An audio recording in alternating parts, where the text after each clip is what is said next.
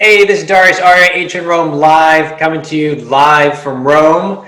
Today, we are going to be talking about the 7 Hills of Rome. Of course, all these live webinars are free for everybody. They're also afterwards placed on our YouTube channel, youtube.com/WeDigRome, really easy to find. And we have all these great categories, museums and monuments, and these webinars and so forth. So go there, please subscribe. And also we have the great website as we build out ancientromelive.org, which has bibliography, has entries, has photos, has bibliography, and of course you can buy books through us as well on Amazon Smile. We're a certified nonprofit. We appreciate your support. Feel free to contribute.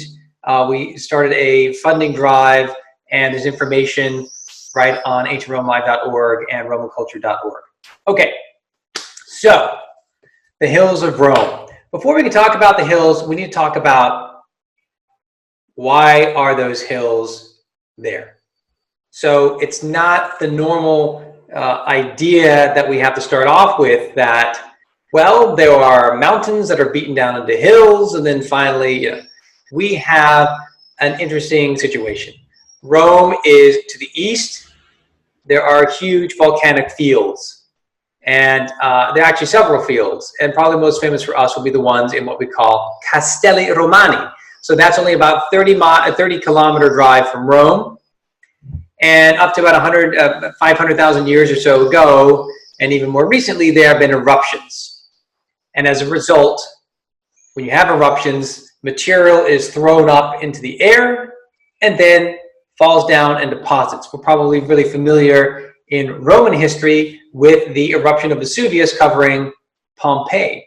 Well, just think that the hills behind me on this map, these 7 hills of Rome, are the product of volcanic eruptions that deposited over time ash and other kinds of material. Pyroclastic flows are what we usually refer to them as. We have all kinds of aluminates and silicates and everything in between dumped out of these volcanoes 30 kilometers away, and then they formed over time, not just one eruption, but several eruptions of different natures piling on one on top of another. So you basically had a huge area covering what we call Rome. And then over time, what happens? These mounds get shaped, they get weathered, and ultimately the Romans identified this series of mounds as individual hills, and they have a term for that. And the term for that, and you can see behind me in Latin here, collis. So collis is the term for hill, but there's also another term, and it's monte or montes, mons, montes. So you actually have, we'll talk about that, make a distinction between those two as we move along here. But we're looking at then, you look behind me, these hills of Rome, all 7, Quirinal, Viminal, Capitoline, Aeschylus, Kylian, Palatine, and down below me is the Aventine Hill. Then you have the Tiber Island, just to locate you for the rest of Rome, and then a huge floodplain, the Field of Mars, the field dedicated to the god Mars, the Campus Martius. But that really is how Rome was initially. It was simply a big open floodplain. But those hills forever, oh hey, they're in Switzerland as well. Hey everyone, thanks for continuing to join on. That's really why we have Rome where we have it, is because it's an easy place to cross the river right at the Tiber Island area. There's a big sandbar that gets its start for what the island is, ultimately built up artificially. It's an easy place to control, but if you're going to be doing that a long time ago, you want to be able to run up somewhere and have the high ground that you can use as a defensive position for yourself. You didn't want to live, nobody would have started a city down in a floodplain, you would have been subject to attack on all sides. So the reason why Rome made sense to the Romans from the very beginning is that you have control of the area, the easiest spot for miles and miles in either direction to cross that Tiber River, right there by Tiber Island. And so then you chose to fortify yourself in these various hills. And with the passing of time, these hills get identified, 7, as the core of that early city of Rome. And we talked before in previous webinars on the birthday of Rome. We've talked about Romulus, and we've talked about the Palatine Hill. So the Palatine Hill is going to obviously be the core of this nucleus of these 7 hills due to Roman myth and tradition and so forth. But very quickly, the Romans will extend beyond just feeling comfortable living on one hill, and they'll occupy several others. And ultimately, it's going to get that first initial circuit around them. That red line on this map represents the Servian wall going back to the 6th century BC. Okay, so I thought what we could do then is, now that we've had a little introduction, number 1, no volcanoes, no Rome. Okay, and in fact, we have a video on that, on an introduction to ancient Rome, just about the geology. And of course, we could spend hours and hours and hours talking about the geology, the makeup of Rome, but we won't today. Just keep in mind, though, that those hills weren't always there. They're the product, again, of an eruption from several volcanoes that then ultimately get shaped and then have, to the Romans, their own unique characteristics. So you see the Quirinal Hill is very close to the Viminal Hill, but ultimately you can see, like in the back, it's going to join to the rest of the Aeschylus Hill. The Kylian Hill is kind of by itself.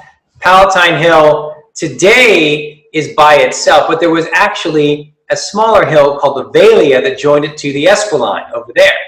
And the Capitoline Hill that we see in isolation today when we visit Rome, it was actually originally connected to the Quirinal Hill, but that got removed in the construction of the Forum of Trajan. And then down below, we have just off to the left of the Palatine Hill, down below, there's the Aventine Hill, kind of a mound by itself. So these again are hills of Rome. There'll be a test at the end if you like. Okay, so let's see here. And we're going to be going through, yes, we will be going through exactly these characteristics of the hills, as somebody asked, Robert's asking about the names of the hills, like why is it called the Aventine and so on. So the Romans are going to make up their stories. They're going to have their motivations to a degree, but they're also going to be, it seems, with some of the names, an early way to characterize each particular hill. So let us begin. Keeping in mind, of course, there were other hills of Rome. So across the Tiber Island there, across from the Field of Mars, there's Trastevere across the Tiber, Trastevere, Transtiberum, and above it is the Janiculum Hill.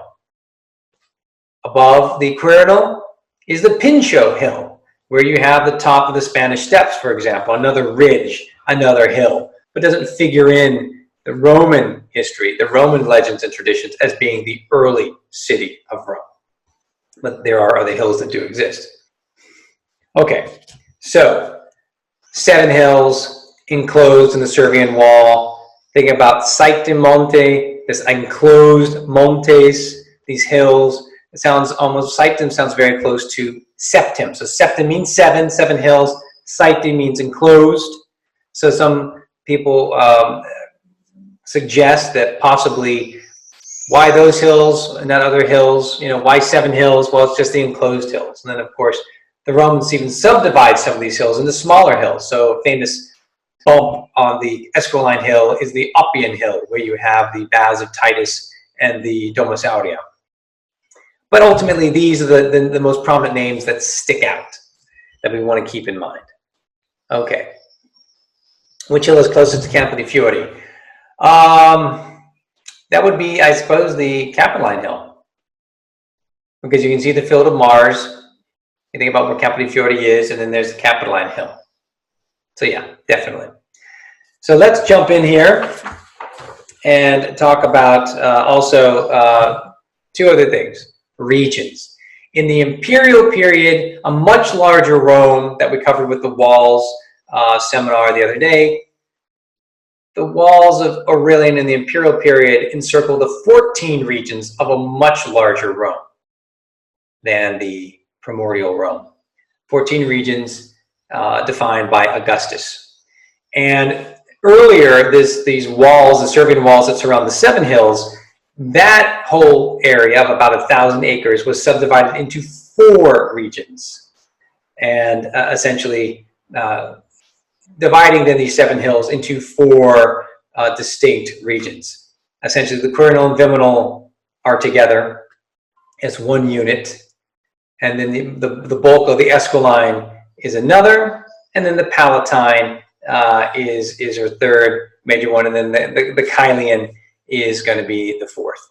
Not so much talk about the Aventine in those early configurations, but they are there. You can see down below you have the Aventine down there with the walls.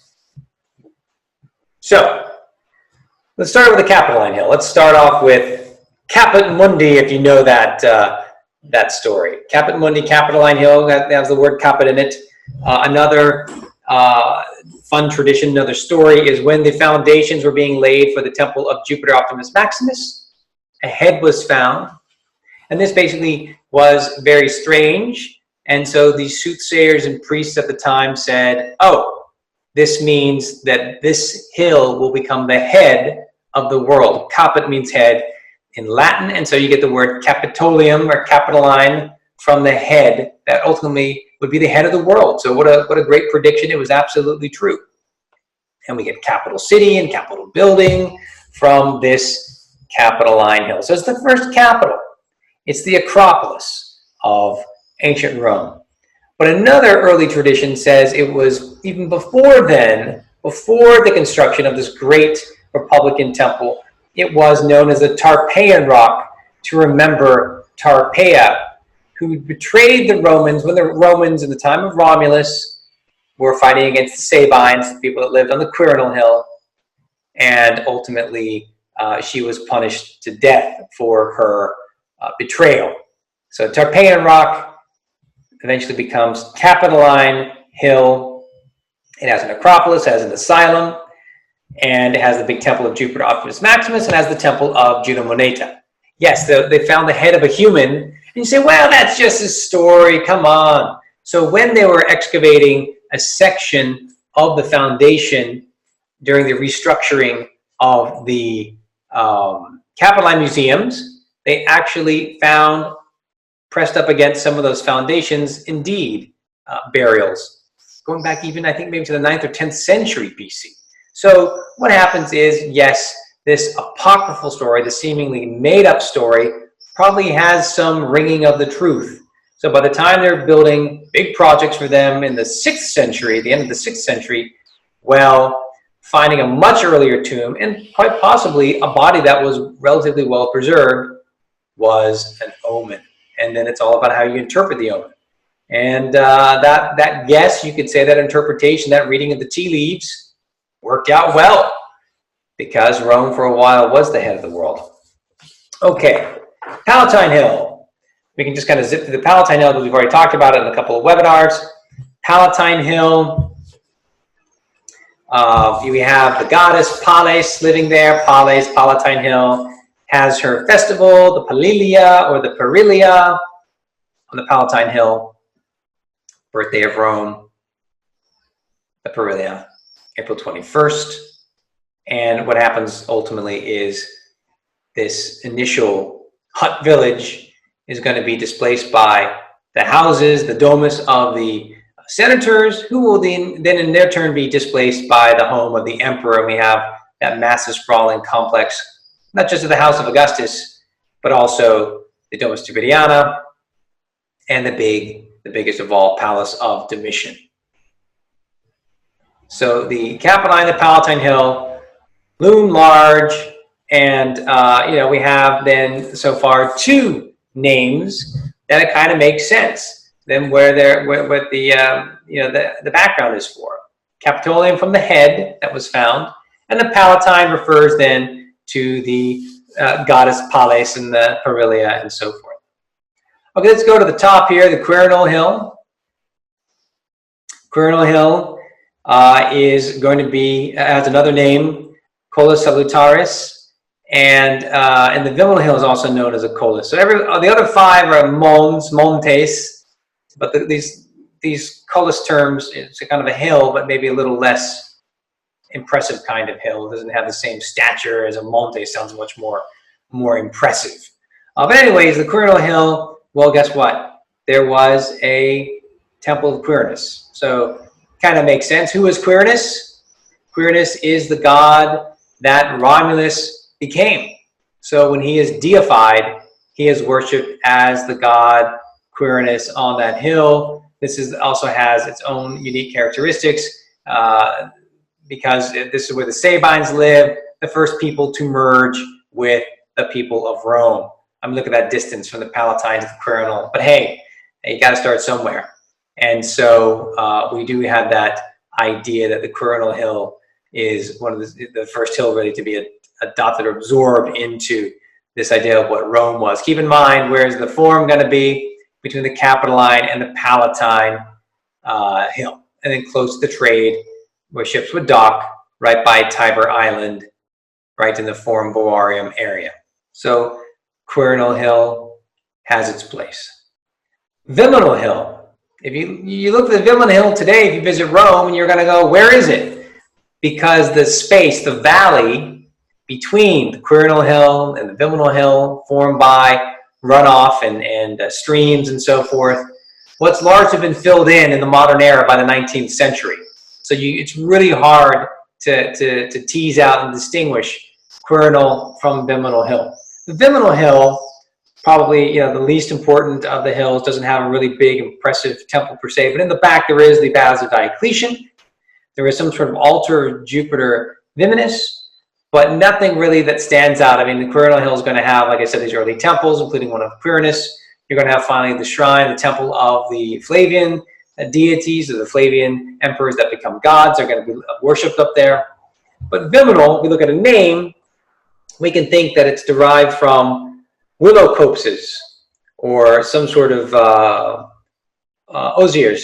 Just some. It's basically referring to trees. So that's Geminal. So going way, way back to some sort of long established and pervasive oral tradition would be, it's called Geminal Hill because that's where the Vimini are. That's where these particular kind of willow trees are located. Aeschylus Hill, big, very, very large Aeschylus Hill. What's that all about? Well, there are a lot of different things. One thing is that it's an extra urban settlement, kind of an external settlement, excolo. So that's one idea. And the other one is Aeschylus. What does Aeschylus mean? Chestnuts. So another theory is that this big Aeschylus Hill was characterized by another kind of tree or planting. And then, of course, it's got its own bumps and nodes. Most famously for us, let's say, is the Ulpian Hill, where you have the Baths of Titus overlooking the Colosseum. And, of course, right next to it, the Domus Aurea, which is going to be covered over by the later Baths of Trajan. And if you go all the way back on the Aeschylus Hill, you come to Rome and have a nice walk going through the park where the Baths of Trajan are. Go a couple hundred meters more and you'll be at the Aeschyline Gate.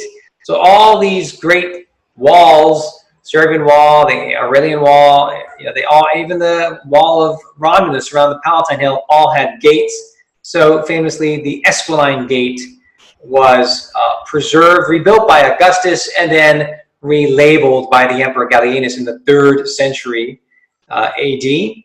You've got the Temple of Minerva Medica by the train station. You have Porta Maggiore, where most of the aqueducts are coming in to the city. So the Aeschyline Hill is a big, big hill. And how high are all these hills? We want to think of them about 45 meters in the back, max 50 meters above sea level.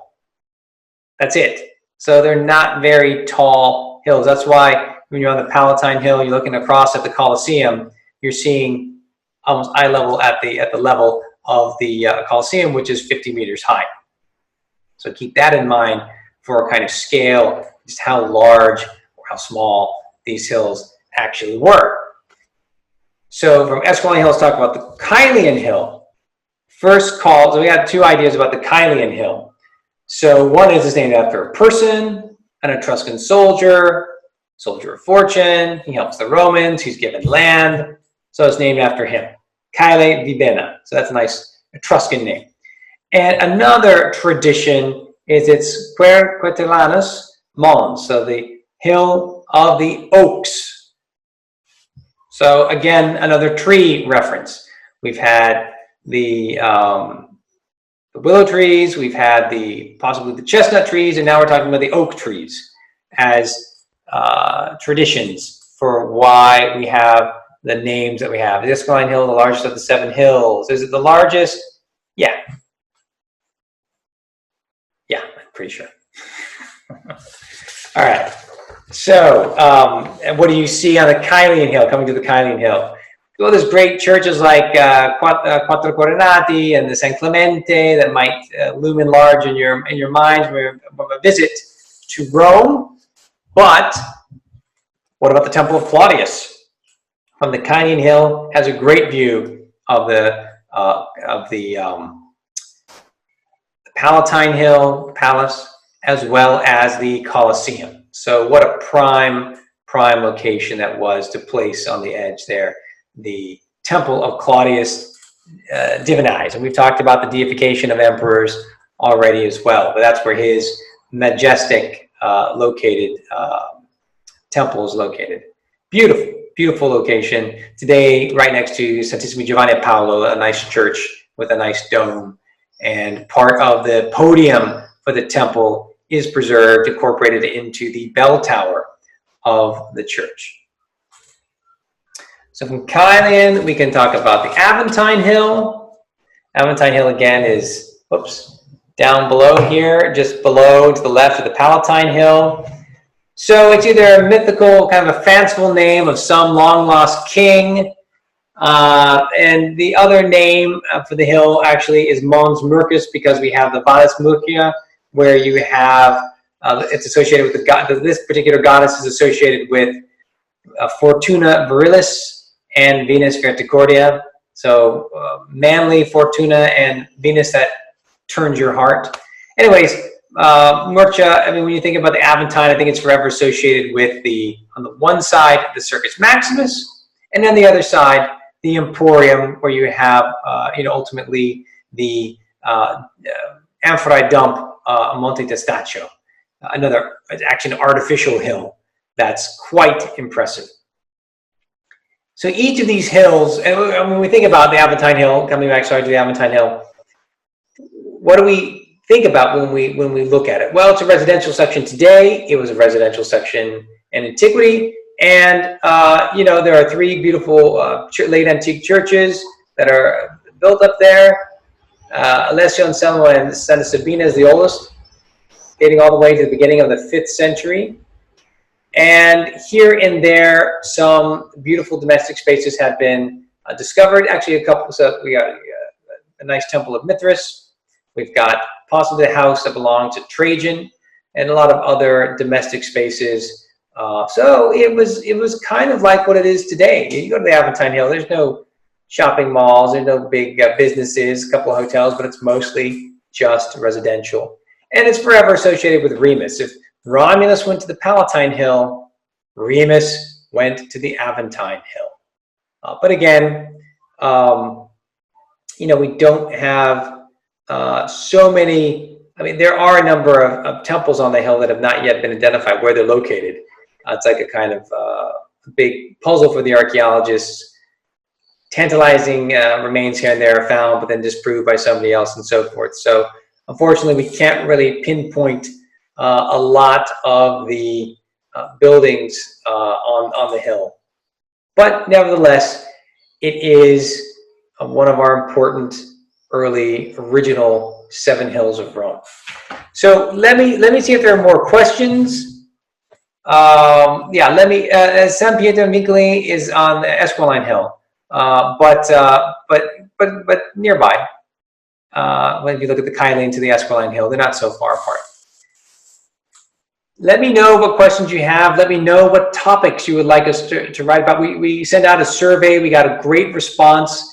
So it seems like we're doing well with the time that we offer, the subjects that we offer. People seem to be fine with Zoom and so forth. So no problems there. We have a whole bunch more webinars for you in the pipeline. We'd love to hear what you want to see. Take a look at ancientromelive.org. Take a look at it and say what's missing. We're going to be coming up with the Julio-Claudians for a webinar. So we're filling out with some of our dynasties. We've done a lot of things in religion recently. I'd like to turn to art because pretty soon we're going to be allowed to start filming in the museums of Rome, the Museo Nazionale. Keep in mind that Museum Week is coming up. We're going to be doing a lot of participation of that May 11th to the 17th. So a lot of different things we can do, I think, with museums and the collections. So we'll probably want to head in that direction. But we do want your support. We want your input. We have 4 interns starting up this week. We're very excited about that. We have great offerings. We ask you for your support. So please feel free to go to ancientromelive.org, donate, and help us sustain these initiatives, which are all new for us, but we're having a lot of fun with it, and we're getting great praise and appreciation. So we want to keep it going. Whether you have an organization where you want to be a group of friends, where you want to do it by yourself, but think about making a contribution. Where did Julius Caesar family live in Rome? In the Subura, which is kind of between the Viminal and the Esquiline. Modern places. What are modern places on the campus, Marcius? I'm not exactly sure on that one, what that means. Time went so fast. Could you do one more seminar in each hill? Ooh, that would be a lot of fun. We could do that. Why did early Christian buildings appear on the Aventine Hill?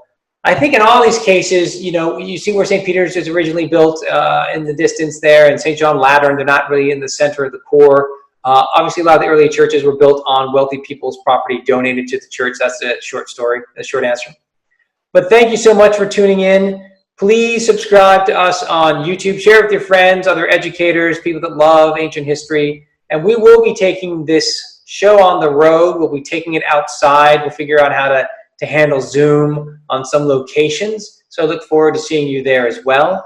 In the meantime, thanks very much. And all these webinars go on our YouTube channel. Thanks very much.